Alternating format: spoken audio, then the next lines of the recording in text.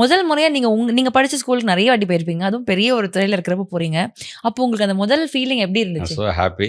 அதாவது நான் எம்எல்ஏவா இருக்கும்போது நான் போயிருக்கேன். எம்எல்ஏவா இருக்கும்போது கூப்பிட்டுருக்காங்க.